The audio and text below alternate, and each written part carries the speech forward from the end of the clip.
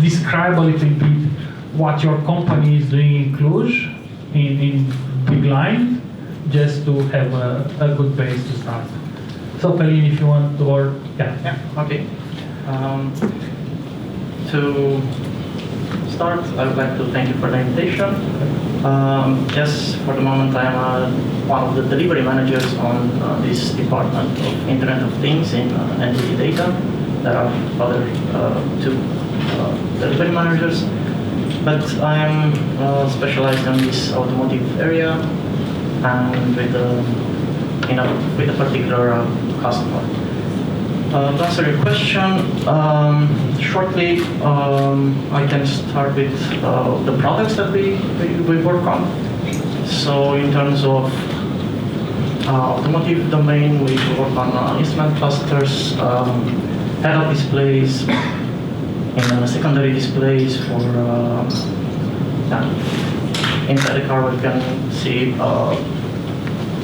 various information regarding maps or media information and so on.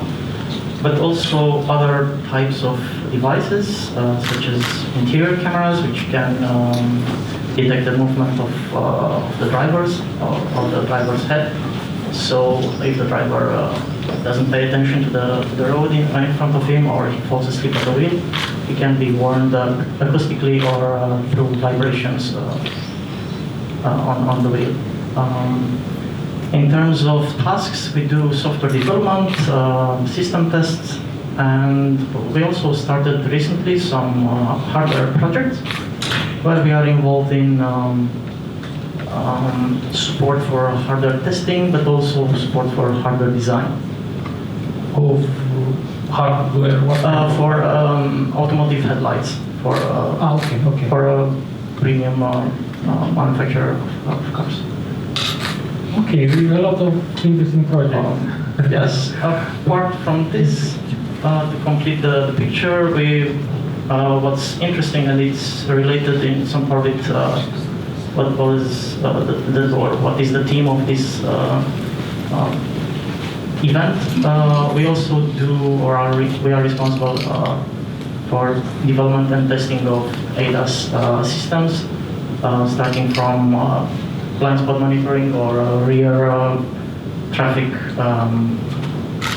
assist. So when you get off a parking lot with the back of the car, if a car passes through there, the car can warn you that it's not safe to go back.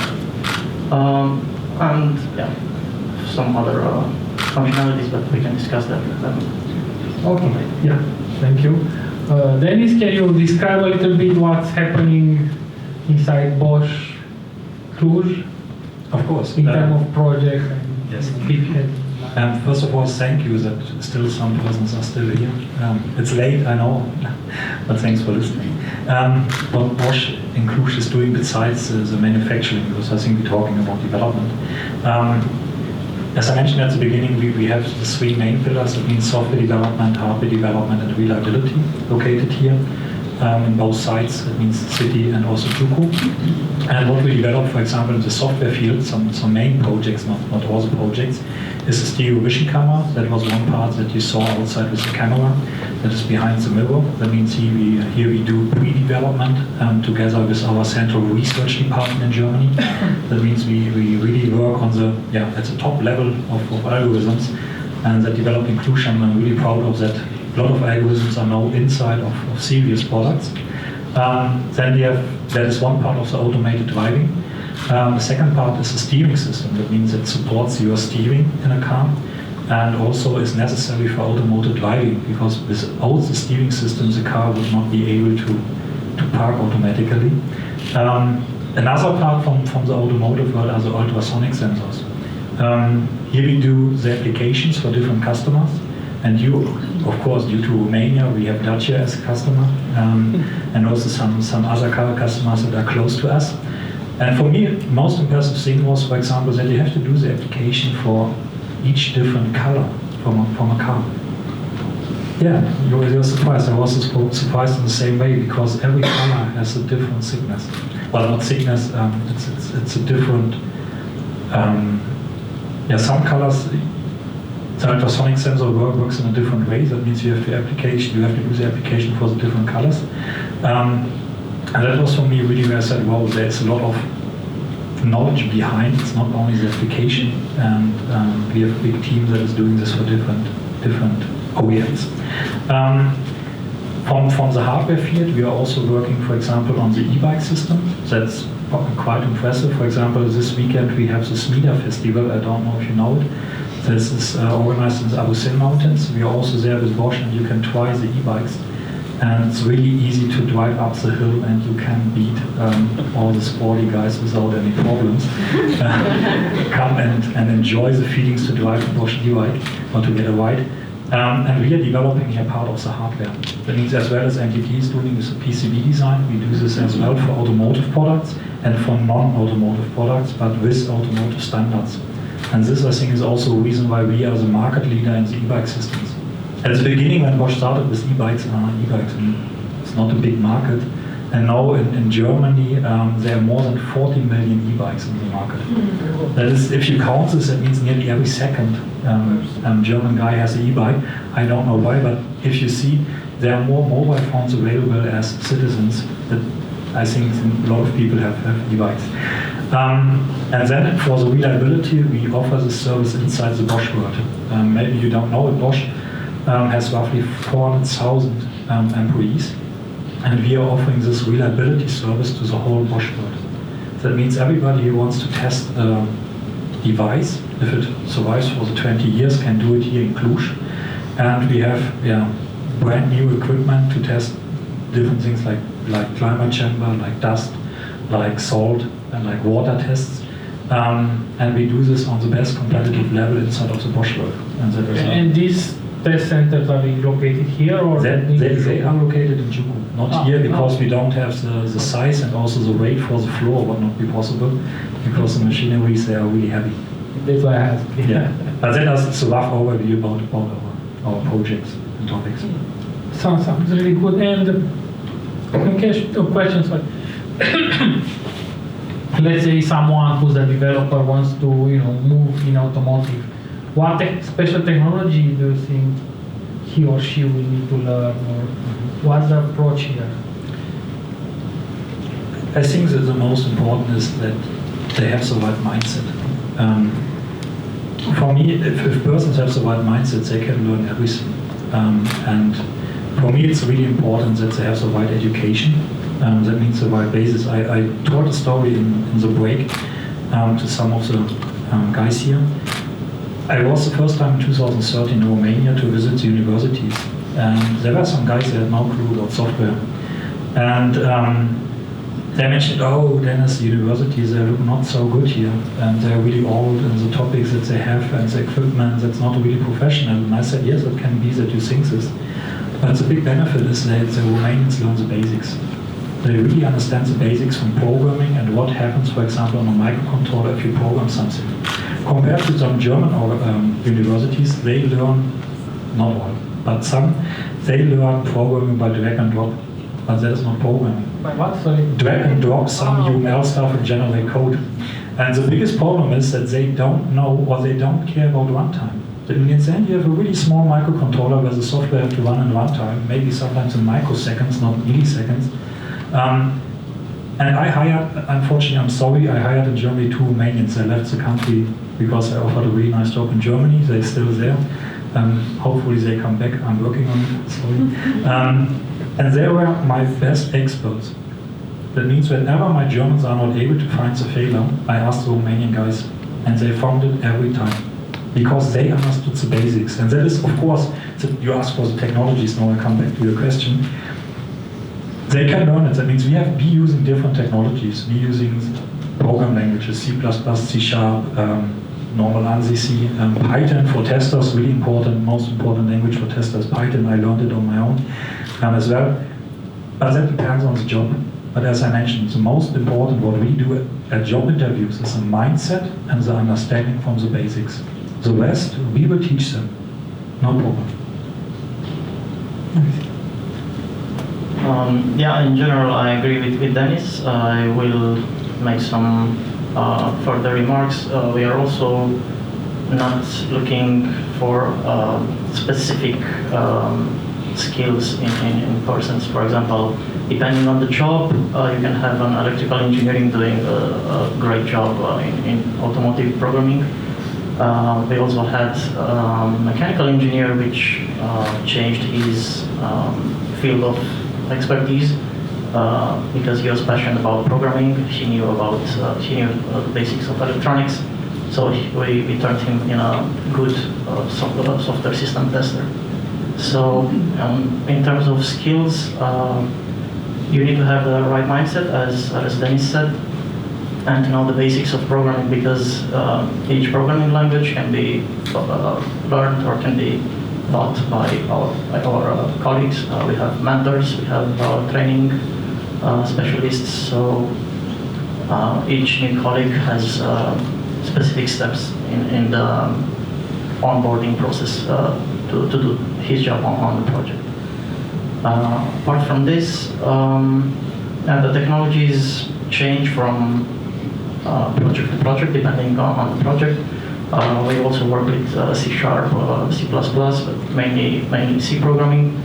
But working with large companies, I don't know, such as Bosch, Continental, or other suppliers for automotive, they have a lot of internal tools which are used in a tool chain, in a complete tool chain to help you build your framework and further build what you're implementing. So you also need experts in tool development. So here you need C#,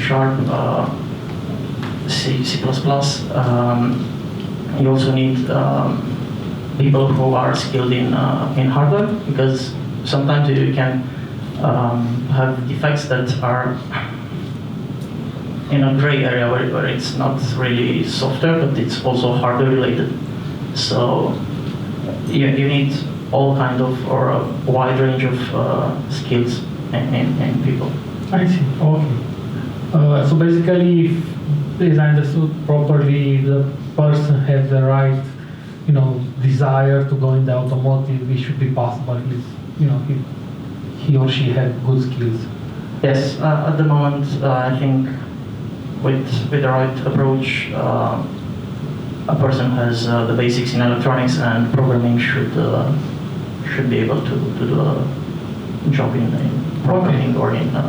Okay, they sound good. I mean, it's not required like if you want to go in, I don't know, machine learning, you need to know Python or I don't know what exactly. Okay, let me ask you something about, let's say the release cycle. So usually as much an industry go further and is more mature, its release cycle start to be smaller. How long is a release cycle until you got the project request, right? Until you can see it in real world? Yes, we get this question quite often. At the moment, there is quite a big pressure from the big car manufacturers to make the time for development and the time from the project quotation until the project release or production to make this time as short as possible. If you compare what manufacturers do now compared to 10 years ago, you can see that you have a new, variant of a model, of a car model each 2 or 3 years. So to answer your question, it really depends on what the customer or the end customer wants to do. If he wants to make a new model of a car, for example, a Volkswagen Golf, or a Mercedes E-Class, because I saw in the Facebook page of the magazine YouTube clip with a Mercedes E-Class with the parking. So we worked on the Mercedes E-Class on the instrument cluster and head-up display for 2.5 years. And this was only the implementation phase. So, but this was a large project. We had involved around 25 people in software development and more than 30 in system testing. So it depends on the complexity of the device. No hardware, just the software. Just the software. So you add to this the hardware component, testing for the components, the electrical components, and the validation of the product, because that's a different phase to the software system test that we do. So it depends. It takes time. So basically a few years in this case. In this case, but do you have cases like it's taking just a few months? Depends on the product. If you talk about an instrument cluster, this is a highly complex product with a lot of responsibilities. It's safety related, so it needs time to build it. But if you talk about, I don't know, a key that opens the car or has other functions, this is a smaller product. It's also automotive, but it takes less time to develop it. Or the interior camera that I talked about, this was for another manufacturer, and it took 1.5 years to enter production. Okay. But it was less complex. I see. Okay, I got it. Okay, Dennis, how do you see this? Yeah, I can only agree. Okay. but you ask about which projects are shorter. And maybe here I can add some examples. If you talk about prototyping development, that means if a customer requests, please can you show the functionalities, and we sometimes talk about less than 6 months. That means the really customer comes, like Daimler, come Volkswagen, we have a nice idea. Bosch, are you able to do it? And then we have to do it in 6 months to show the prototype. To be honest, that's a lot of fun, because if some failures are in, nobody cares and can show it later. But then that is also a challenge, because you have to think about how the systems works together. But afterwards there comes the next challenge, to make it reliable. And this is every development step has a different challenge. And that is, for me, the interesting part, to go through from the prototype until it goes not only to series, until the first claims come back. The first claim? Yes, for example, if it's a steering system, you get the feedback that, okay, every time if it's outside minus 30 degree and I'm doing this and this, the steering system is not working. And now you have to find the failure. And this is a big challenge, because nobody can describe it really in detail. And now you have to find it with a big team, because the customer is asking you, do we have a general problem, or it's only one part of a million? Because it is also interesting, who of you is from the automotive world? Please, shortly. Okay, some of you, okay, that's the most.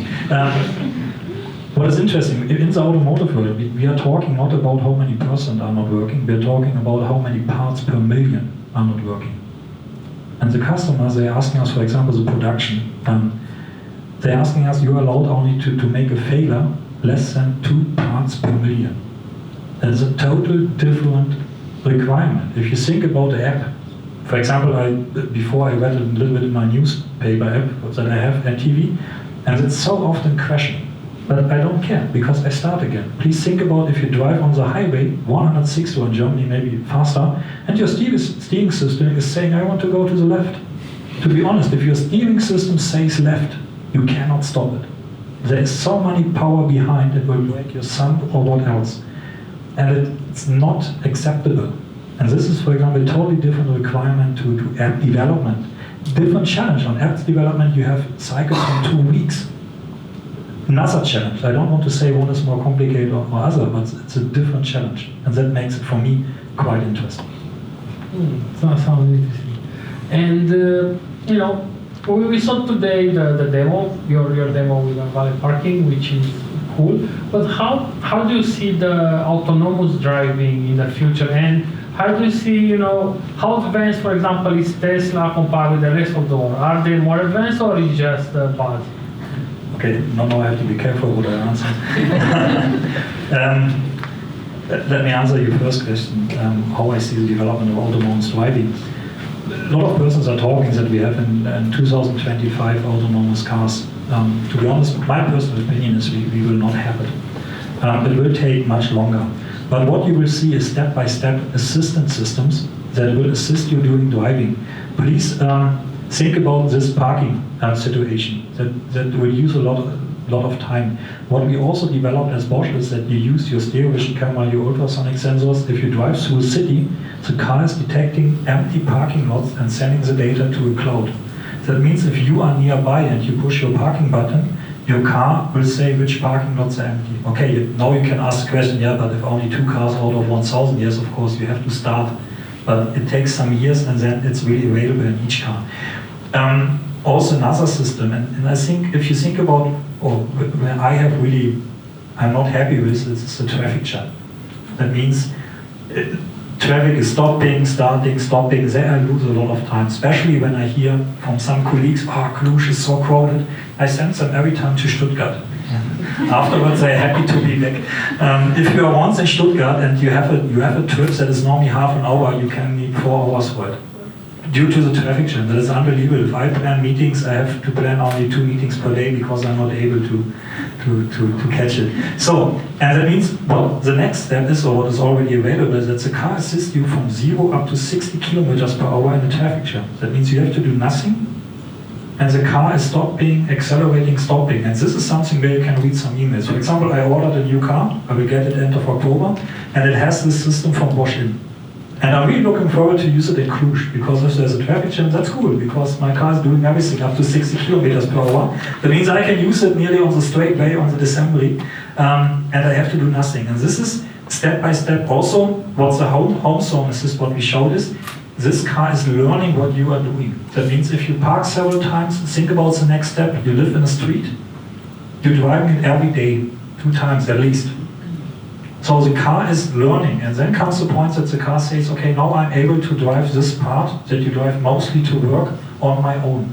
This automated driving, we talk about level 1 up to level 5. Level 1 are the small things with LEDs and so on, and level 5 means really you can sit on the other seat. And this comes, I think I will not talk about 2030, that need really time, the first question. Second question, Tesla. I'm involved in some projects in Bosch that are talking about really autonomous level 5 cars. And this is for me impressive how much sensors you need that Bosch experts and also experts from Daimler and BMW think that you need in a car to be really ensure level 5. Please think about there is some fog, some rain, some sun. There was later, unfortunately, a bad example with Tesla with the sun. The sensors have to work.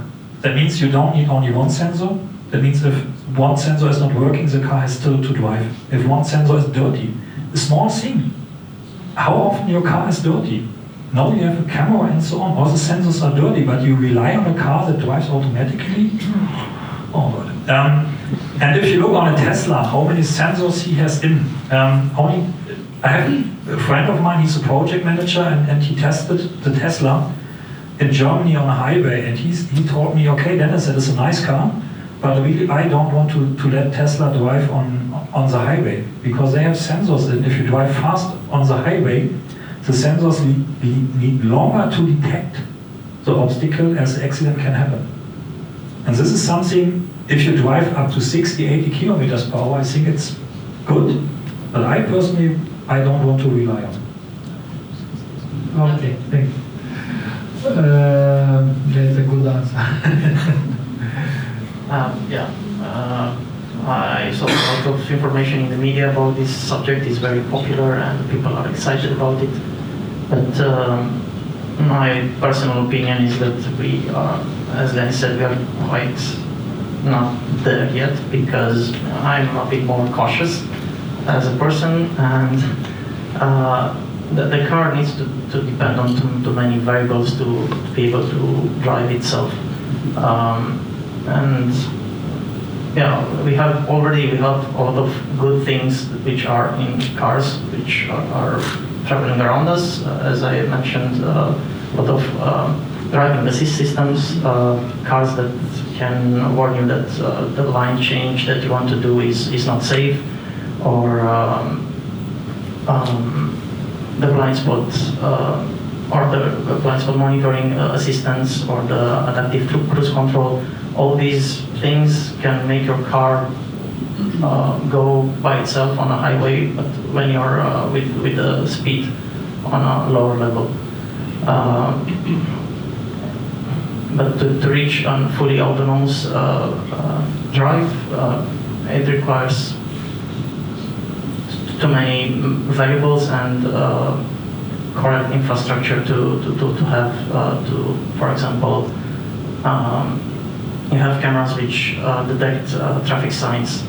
So if the traffic signs are inconsistent, as it happens, the car will, or the camera will detect a sign on the road and a sign on the side of the road.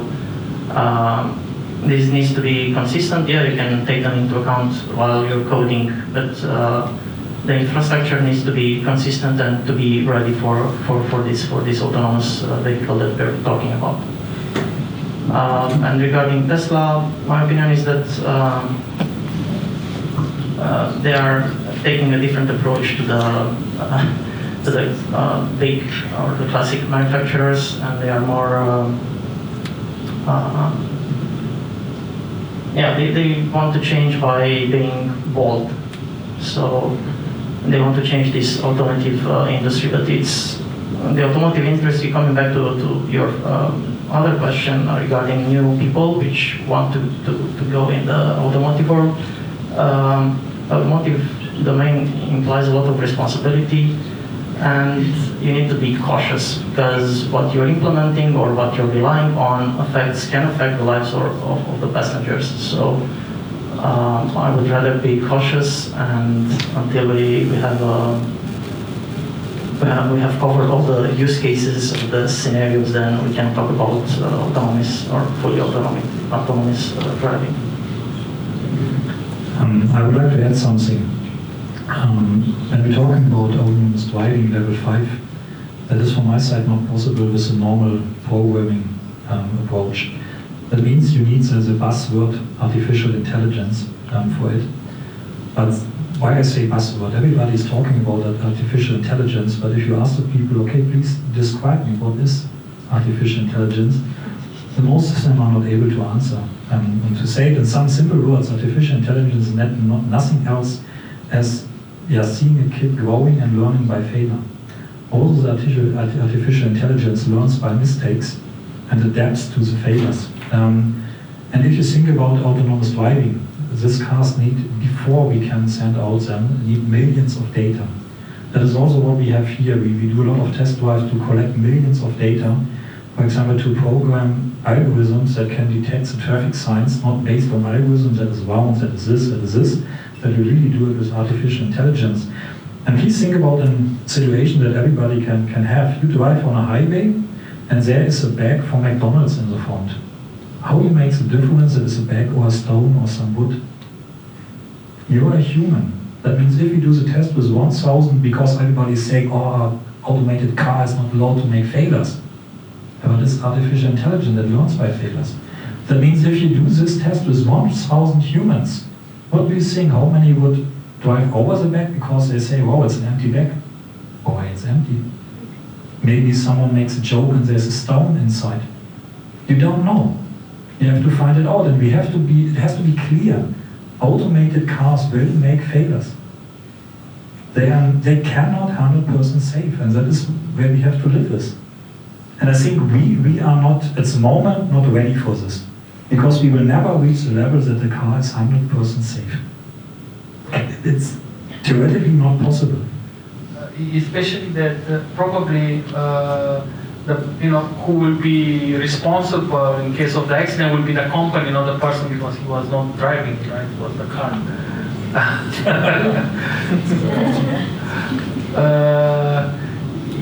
Okay, so also about artificial intelligence is fine, because if you want an algorithm to learn what's a cat or what's a dog, you need to provide millions of data and pictures saying, okay, this is a dog, this is a cat. But for a child, you can, once they realize, okay, they saw one or two cats, that's enough for them to know the animal. So probably we have a lot to develop in this area, and it's fine that it didn't evolve actually too much. Okay, so first, if you have questions from the public, you are welcome, you can ask.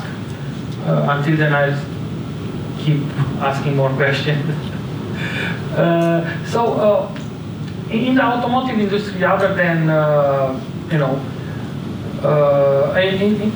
other than autonomous driving, do you see any potential cool technology that will appear there? Also, related to autonomous driving, what we can do at the moment is to, there are already systems in place that help you drive the car, but what we can do and will increase safety on the road, we can do car-to-car connectivity, but so in this case, this is an idea that is also in the media, but I think this can be done in the near future and can help a driver being informed that the car in the back has lost control of the steering wheel, or that the car in front, if you have a car in front which departs the lane that it's driving on, this can be done if the sensor or the hardware equipment that you have on the car can detect this, or the cars communicate with each other. So if a malfunction happens on the car which comes from the front, and the cars communicate to each other, then you can be informed in time and maybe take maneuvers that can save your life. Apart from this, another thing that would be nice to have and would reduce costs and headaches for customers, I think it would be nice to have, and it's possible in the near future, to have software upgrades, software updates on your car while you're in your garage, or to go in a shop where you have Audi dealer, and to make an upgrade or a bug fix on your software, like you do on your mobile phone. So it's funny that this didn't happen so far. I mean, it should be a big deal. I mean, from outside, or at least, okay, download your firmware on your USB and then put in the car. Well, the automotive world is more cautious than the smartphone world. Maybe that's a reason. This is something that developers will not understand. Why I see. Yes, it's happening. So. Or why I cannot upgrade? I mean, why I cannot write my own algorithm for the car if it's my car? Well, we go back to other questions. Automotive world, it's nice to be involved. You can see the product that you worked on the street or on the car you buy, but it also comes with a cost, and this cost is the responsibility that you have, and there are a lot of standards that you need to respect while doing your implementation. So this can be a bit limiting for enthusiast young men, but once you understand why you need to do these steps, document updates, document reviews, and so on. Then probably not for the direction, but just let's say we'll have an SDK and you can upgrade what your display is showing or stuff like this. I mean, it will not be for everyone, but it would be kind of cool to have this kind of access. And then I think sell new dashboards, right, to other users and an app store. Yeah, I think it's a direction in which car manufacturers go on. I think you will be able to do this in the car shop, not at home. So you can configure, before you buy the car, you can customize instrument cluster, or how the head-up display shows the information that you want, the layout. I'm speaking about layout and maybe colors and other content. Yeah, the short answer was the question is SDK. I think maybe you should wait some years and then it's possible. Probably, That will come, definitely, for sure. But you asked what changes are in the automotive world. One is, of course, automated driving, but for me, a second big change is electric driving. That means electric cars. That is also, for me, once a buzzword, but you can really see the changes. And why it's again a buzzword for me, I want to raise a short question. Who of you drove an electric car for 30 days in a row and you did everything what you did with your normal car? Okay. Because everybody, especially in Germany, is talking about electric cars are coming so fast and so fast. Whenever people say this, ask them, did you drive a car 30 days in a row and you did everything? If they say no, they don't know about what they're talking. Why? Especially again, example Stuttgart. In Stuttgart you can be happy if you have an apartment that you find a parking lot 5-10 minutes around the corner from your apartment. And if you're really lucky, you find it directly in the front of your apartment. But what you will do the power cables roll out of your window and plug it into your car? I don't know. That is one of the things, and also the range. If you buy an expensive car, maybe you have 400 kilometers. I think the electric cars will come fast for the second car. That means that normally normal houses, I'm talking about Germany, I'm not so familiar with Romania, but normally you have two cars. That means one partner is working part-time due to the kids or is at home and do the normal stuff with bring the kids somewhere, go to the shop, buy something, and the car will not see more than 60 kilometers per day. And for this, electric car is really good. Because you can reduce the exhaust, because you have nothing when you drive the car, okay, you have to produce the car and so on, and the power comes out of the power socket. It has also to do with you produce, but it will again not come so fast. But additionally, it will change also the business models from the car manufacturer. At the moment, it's really a status symbol. Everybody has a car, has to show the car. But especially if you see the young generation in Germany, most of them, they don't have their own car, and they don't want to have their own car. They use the share models from BMW, from 6, they rent a car when they need it. And now I'm talking about really the future. Please think about how often do you use a car in a normal day. Personally, I drive to work, it stands in the underground parking, costs a hell of money, and I drive it back in the evening. That is how I use the car normally. Please think about if you brush your tooth and you think, okay, you want to drive to work. Then you order your car, autonomous driving level 5, you go out, the car is driving to your office, and then catch up the next person. That means this will change. I'm not talking about really in 20 years. Not so many people will have cars, and a lot of people talk about we need more parking lots, we need more parking lots. I'm not sure if we really need more parking lots because this will change. Do you know that Uber bought the data from a tooth supplier or toothbrush supplier? Do you know it? No? The reason is whenever you brush your tooth, normally you order later a taxi. That is why they bought this data. So, and this is because you mentioned about connected cars. Everything will be connected in the future and come more and more. We like glass boxes. If you have an iPhone or Android, it doesn't matter. They know everything about you. And the way and the money. Sorry, I'm curious how the toothbrush company find out when the people are brushing your teeth. Because you can buy toothbrushes, they have a data logger, how long you brush your tooth, you can use it via mobile phone. But those are just a few, I think. Of course, but this is how it starts. Okay, I was thinking that they have regular brush. No. But this is for me the biggest changes, because in the past we talked about this is manufacturing, this is developing. The worlds go together. That means we exchanging data, and I think if you have the data, then you have the power.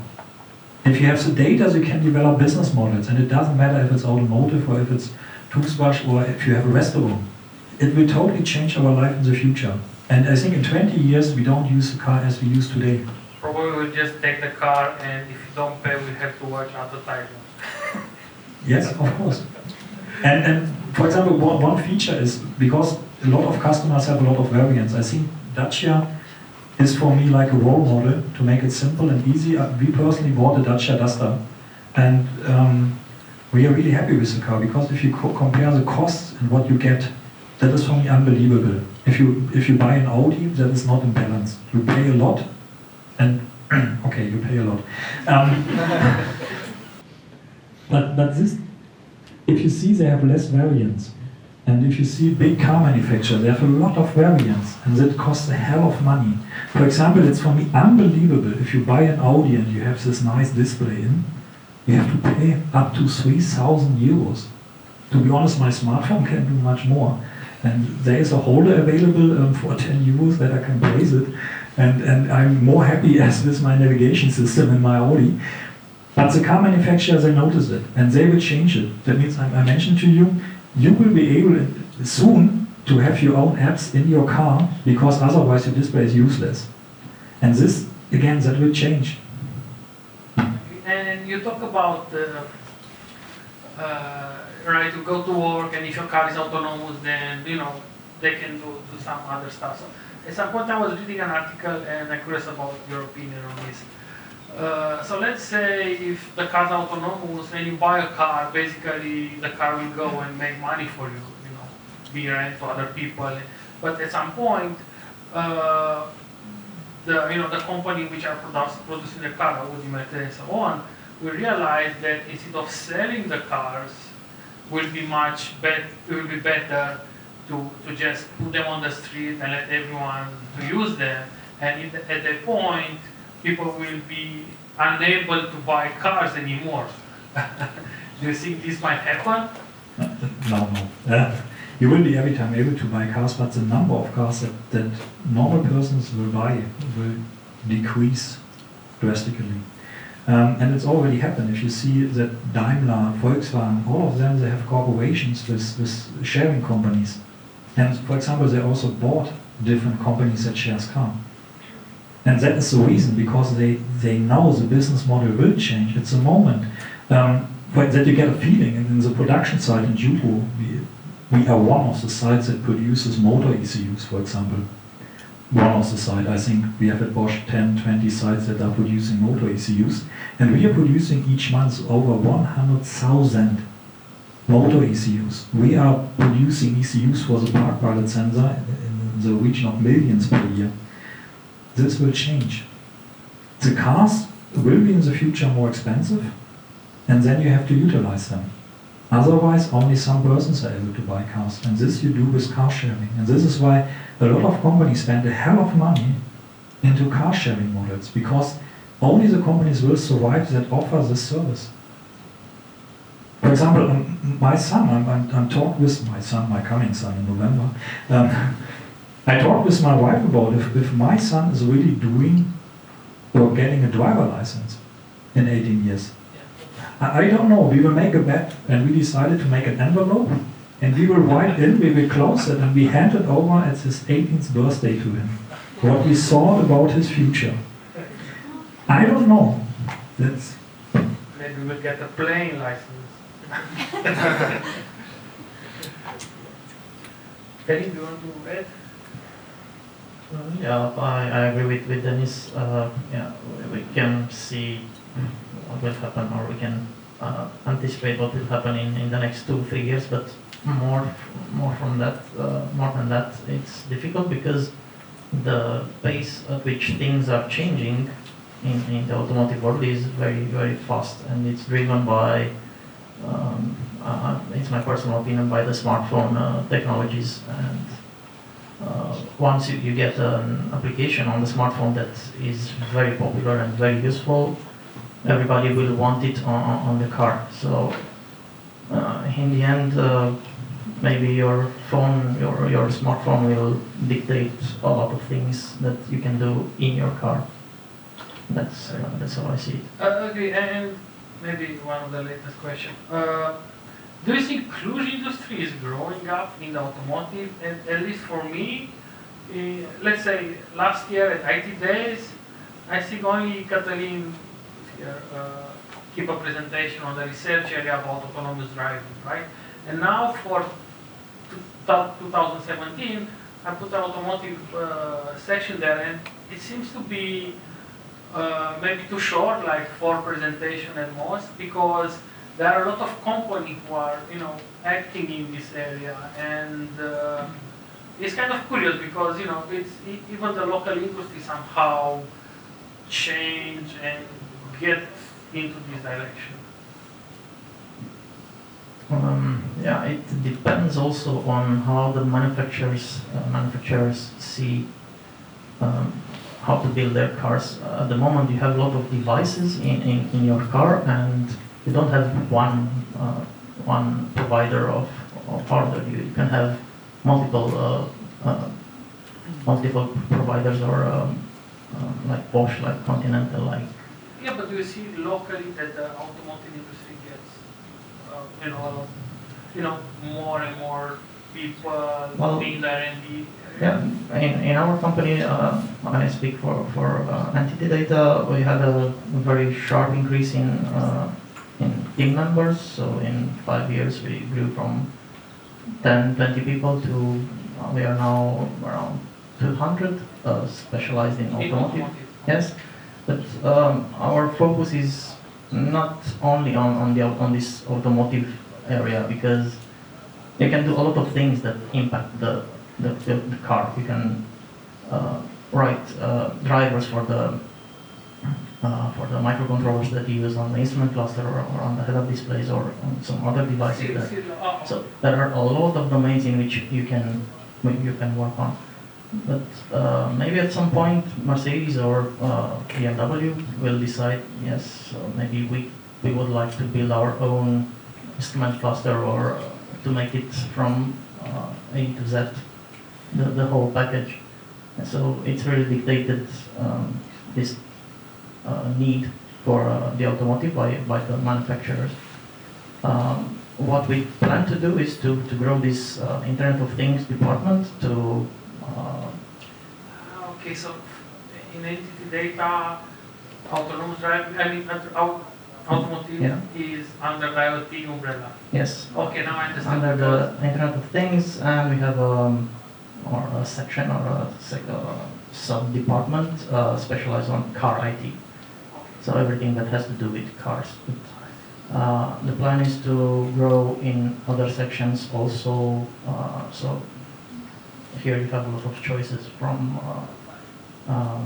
smart devices to smart cities, depending on which project you're involved in. But our plan is to grow to, my last information was to grow to 600 people by 2020. Specialized, yes, on embedded systems. So this can be, at the moment we work also with smart meters, which measure the power consumption, energy consumption. And as I said, we started some harder projects. Besides the headlamps that I mentioned, we also do hardware tests for braking systems. We're also involved in other areas, like devices which control the suspension of the car. So all these areas are contributing to the complex machine which is the car. So there is a lot of work to do, so also potential to grow. Any plans to create your own car, or stuff like this more? From entity data at the moment, we don't have the facilities here, but we're making small steps. So the future looks good from my side. Maybe if you want to comment, how the automotive growth in Cluj, how you see it? I think there's a strong growth here in Cluj, but also a change of the industry. I think there was in the past a picture about Cluj as a cheap labor market, or especially Romania, a bit more generally. Romania is a cheap labor market, but definitely it isn't. It isn't cheap, definitely. It's becoming more and more expensive, but every time you have to see what you get for what you pay. That is what I taught with cars, and that is valid for everything. Every time when you buy something, you show, or you look on how much you pay and how much you get. And if this is in a fair balance, you say, okay, it makes sense to invest. It doesn't matter for what, it is also for your partner. If you have to invest much more as you get, then there comes a threshold where you say, it's maybe good to break and to search for a new partner.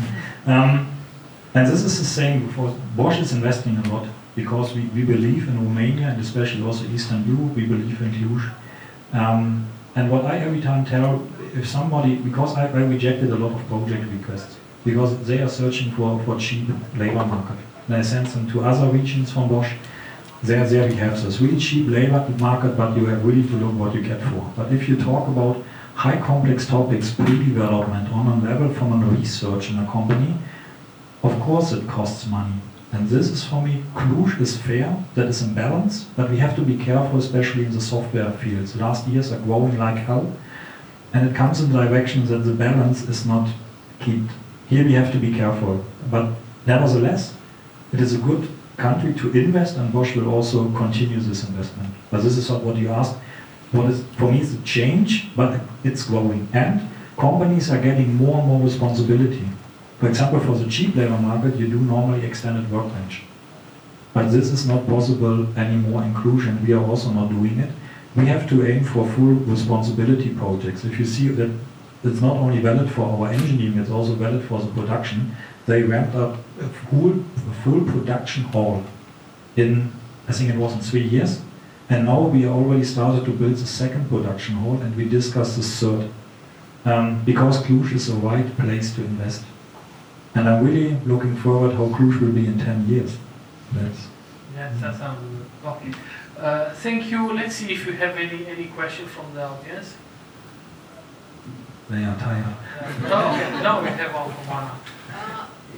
Pretty short. Basically, what you were saying, Dennis, and I think it's a smart and common sense thing regarding, automating parts, like you were doing now with parking. Do you have any other similar projects, like that you're working on with Bosch? Of course, we have quite a lot of projects. You mean with cars or also with other products? I mean, with cars. Okay.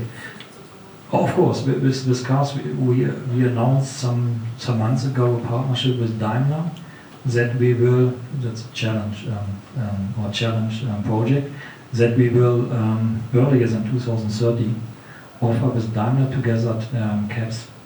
That means in the Stuttgart region you will be all able, like we have here your apps for Cluj-Napoca or Clever Taxi, you will be able to order your taxi via an app, but there is no driver in. And the plan is to do it before 2030.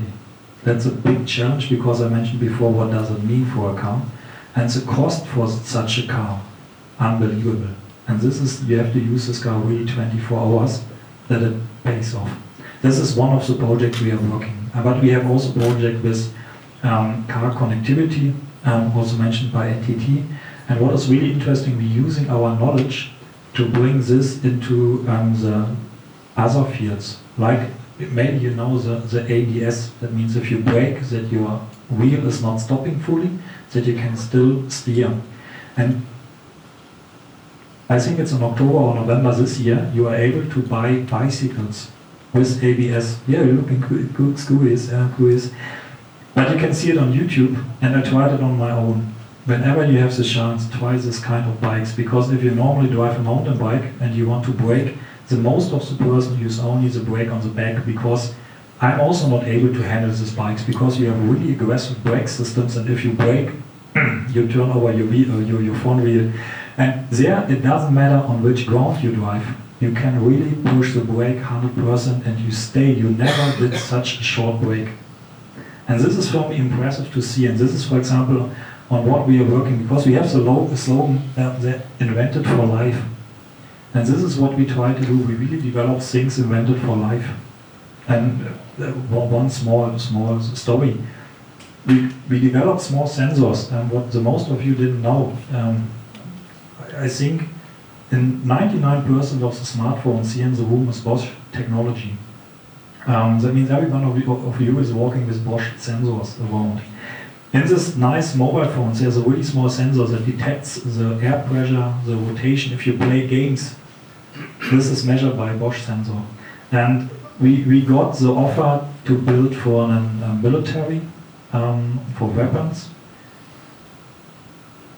this kind of sensors. And that was at the time that this daughter company was really in a deep shit, because they were not able to get the revenues that was planned. And Bosch refused this, because we said that doesn't fit to invent it for life. And this is, I mentioned at the beginning this company fits to my values.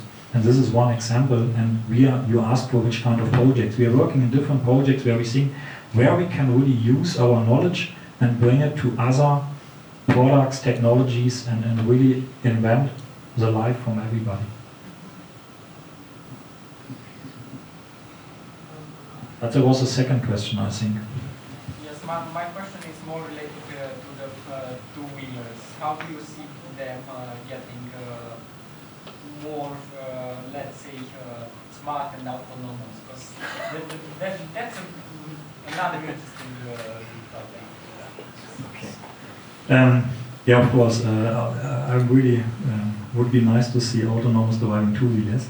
I think that's a physical limit. But what changes as well faster is the topic of sharing. For example, Bosch as well has a lot of companies. We have Coupe.